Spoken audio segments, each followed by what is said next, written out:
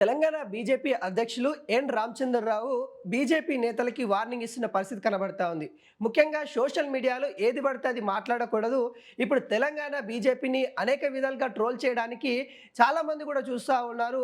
ఈ పరిస్థితులలో ఏది పడితే అది మాట్లాడి పార్టీకి భంగం కలిగించే విధంగా మాట్లాడితే కఠిన చర్యలు తప్పవు. పార్టీ క్రమశిక్షణ కంటే ఎవరు ఎక్కువ కాదు అనే విధంగా రామచంద్రరావు అయితే మాట్లాడుతూ ఉన్న పరిస్థితి కనబడతా ఉంది. ఈ మాటలన్నీ కూడా ఎవరిని ఉద్దేశించి మాట్లాడుతూ ఉన్నారు? అయితే ఈ సీనియర్ నేతలు ఎవరు? పార్టీని ఏవైతే క్రమశిక్షణ తప్పించి ఉల్లంఘించి మాట్లాడే వాళ్ళు ఎవరు అనే విధంగా ఇటు బీజేపీ భవన్లో చర్చలు అయితే జరుగుతూ ఉన్నాయి.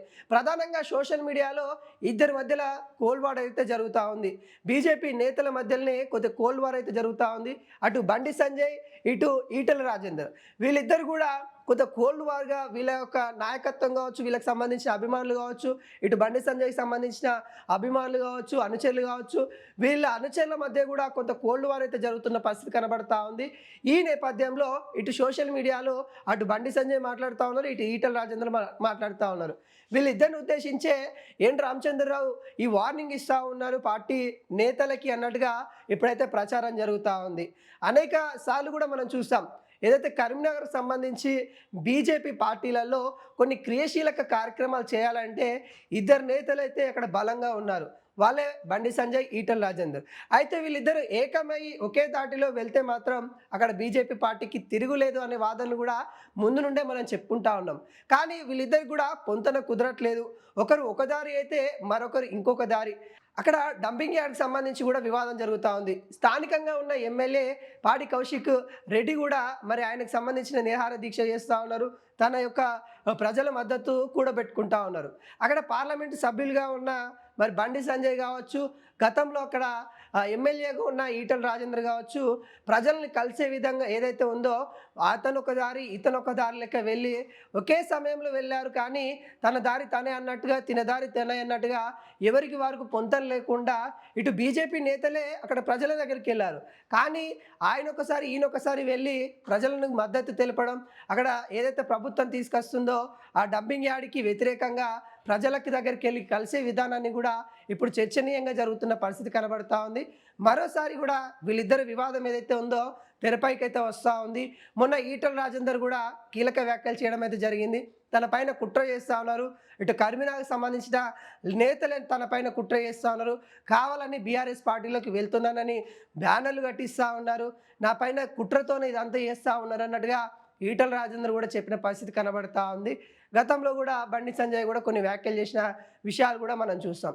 అయితే ఏవైతే వీళ్ళిద్దరి మధ్య వివాదం ఏదైతే ఉందో బహిర్గతంగా మాట్లాడుకోవడం పార్టీకి భంగం కలుగుతూ ఉంది, పార్టీ క్రమశిక్షణకి ఇబ్బంది కలుగుతూ ఉంది అన్నట్టుగా అధ్యక్షులు ఎన్ రామచంద్రరావు బరిలో దిగినట్టు కూడా కనబడతా ఉంది వాళ్ళిద్దరిని సైలెంట్ చేయడానికి.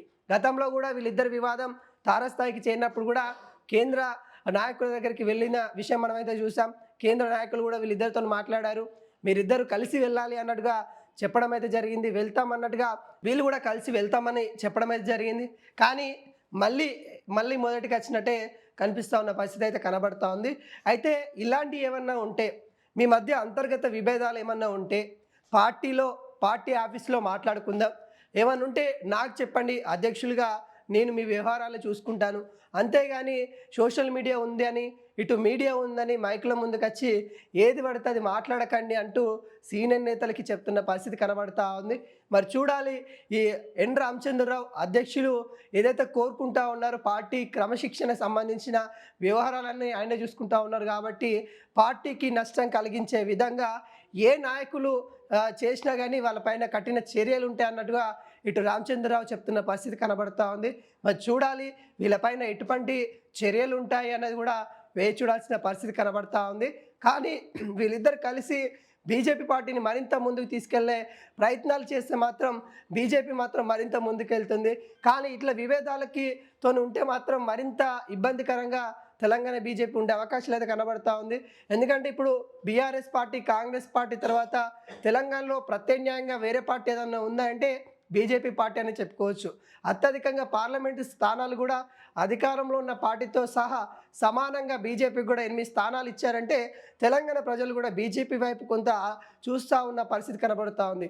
ఈ పరిస్థితులలో సీనియర్ నేతలు కూడా కొంత సహనంతో ఇటు రాజకీయ వ్యూహాలతో ముందుకెళ్ళి ప్రజల మెప్పు పొందే విధంగా ఉండాలి, కానీ ప్రజలు విమర్శించే విధంగా ఉండకూడదు అన్నట్టుగా ఇటు అధిష్టానం కూడా ఇక్కడ నేతలకైతే కొంత దిక్చూచి కొన్ని విషయాలు చెప్తున్న పరిస్థితి కనబడతా ఉంది. మరి వాటన్నిటిని కూడా పరిగణలోకి తీసుకొని తెలంగాణలో బీజేపీ పార్టీని ముందుకు తీసుకెళ్ళాలి అన్నట్టుగా ఇటు ఎన్ రామచంద్రరావు కావచ్చు, కేంద్ర నేతలు కావచ్చు చూస్తున్న పరిస్థితి కనబడతా ఉంది.